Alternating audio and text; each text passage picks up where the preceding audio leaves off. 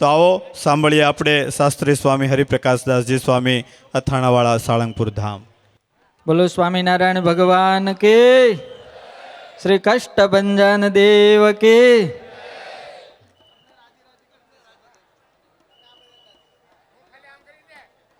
વાલા ભક્તો, આપણે સૌ જાણીએ છીએ આ દુનિયામાં રામના ભગત ઘણા છે, કૃષ્ણના ભગત ગણાય છે, સ્વામિનારાયણના ગણાય છે, મહાદેવના ઘણા છે અને માતાજીના ઘણા છે.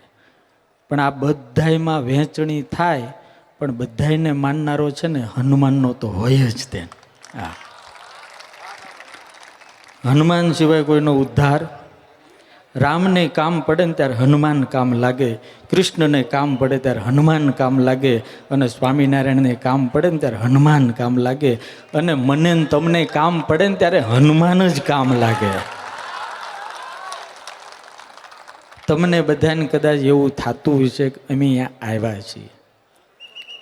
હું દિલથી સત્ય વાત કરું છું, તમે અહીંયા આવ્યા નથી, તમને મારા હનુમાને બોલાવ્યા છે.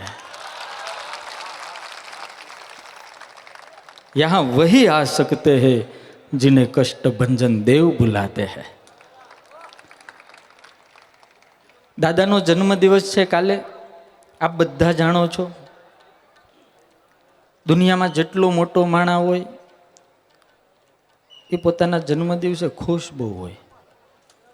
33 કરોડ દેવતાઓ હનુમાનજીની પૂજા એના જન્મદિવસે કરવા આવે છે. અને જે માણસ ખુશ હોય ને આપી બહુ દે.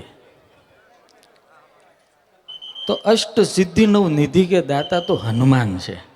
એ જે આપે ને એવું દુનિયામાં બીજો કોઈ ન આપી શકે.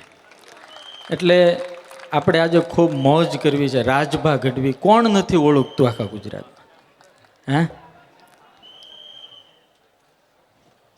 ગીરની અંદર જાઓ ને તો હાવજ જોવા મળે, પણ હાવજનો હાવજ તો અહીંયા આવીને બેઠો.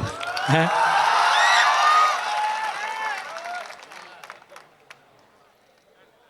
હાચા માણા, અને એમાંય મૂછું વાળા બાપુ.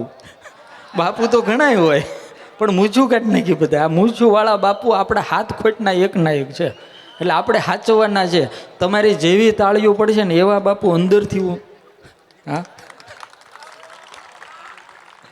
રાજભા ગઢવી અને આપણા દિગુભા બાપુ, આપણે એવી તાળીઓથી અમને વધાવવી કે એને ઉમળકો થાય કે નહીં. આજે તો અમારે દાદાના દરબારમાં મન મૂકીને વરસવું છે.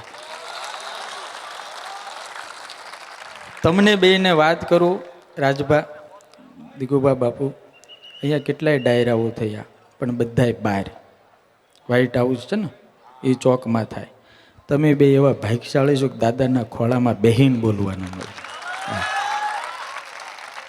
આ દાદાનો ખોળો છે. 171 વર્ષ ત્યાં હનુમાનજી મહારાજને પધરાવ્યા. હું તો ચેલેન્જ કરીને કહું છું, આખી દુનિયામાં આટો મારી આવો, સાળંગપુર જેવો હનુમાન રૂપાળો તમને ક્યાંય જોવા નહીં મળે. નામ કષ્ટભંજન, માથું મૂકો ને દુઃખ દૂર થઈ જાય. એના ચરણની અંદર શનિની પનોતી, ચરણમાં ઓલી જે સ્ત્રી દેખાય છે ને એ કોણ છે? શનિ.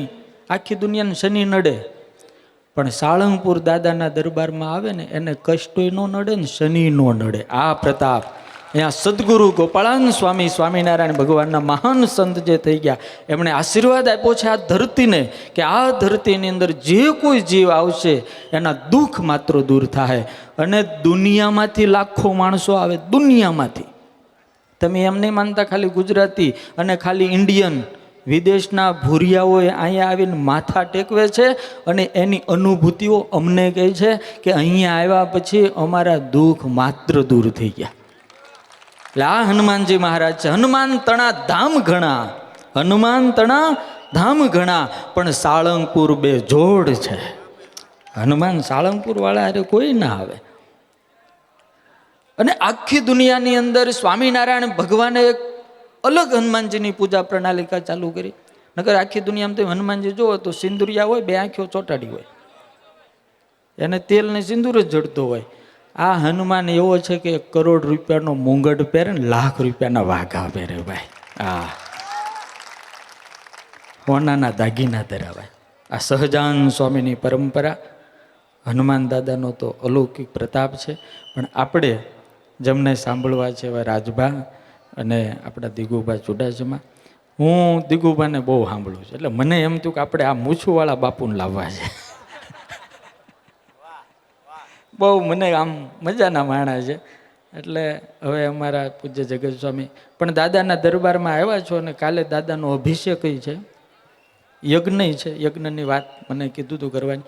યજ્ઞની અંદર વેદની પરંપરા છે, પરણેલા પુરુષે પોતાની પત્ની વિના એકલા યજ્ઞ કાર્ય થાય નહીં.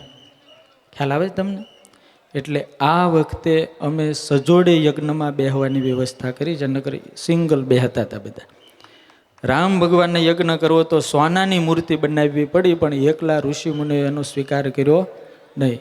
એટલે આ વખતે જેને યજ્ઞમાં બેહવું હોય તો યજ્ઞમાં સવારે બેસવા મળશે. ને હનુમાન દાદાનો દરેક વ્યક્તિ અભિષેક કરી શકશે, સ્ત્રી કે પુરુષ, કેસરના જળથી. આ જ હનુમાનજીની મૂર્તિ બનાવેલી છે, બીજે અહીંયા પધરાવવામાં આવશે. સવારે લાઈનમાં બધાને અભિષેક કરવા પણ મળશે. અત્યારે સૌને જય સ્વામિનારાયણ ને જય સિયારામ.